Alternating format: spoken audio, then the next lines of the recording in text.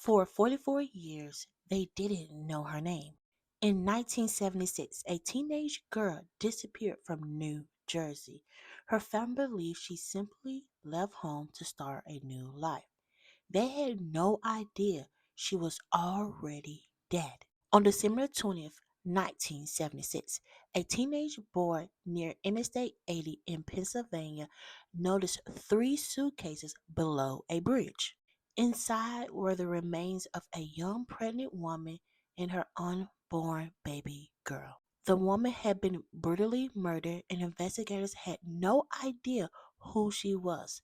She became known as Beth Doe. For decades, police searched missing person reports, examined dental records, and followed countless leads, but nothing gave them her identity. She was buried in 1983 without her real name. Then, more than 40 years later, DNA genealogy changed everything. In 2021, investigators finally discovered that Beth Doe was actually 15-year-old Evelyn of Jersey City, New Jersey. Evelyn's family had spent decades believing she had just walked away and started a new life. They even received a letter claiming she was alive and had given birth. But that wasn't true.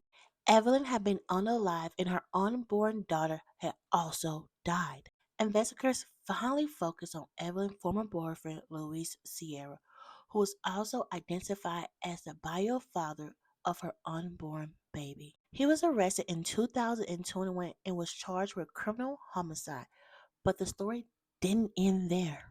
In 2025, the charges were dismissed because DA could not establish that Pennsylvania had jurisdiction over the murder. Investigators believe Evelyn actually been killed in New Jersey before her remains were transported to Pennsylvania. So, after nearly half a century, Evelyn finally got her name back, but her family is still waiting for justice. She was just not a cold case. She was a daughter, a sister, a teenager, and a mother who never got the chance to hold her baby. This is the story of Beth Doe, aka Evelyn. Remember her name.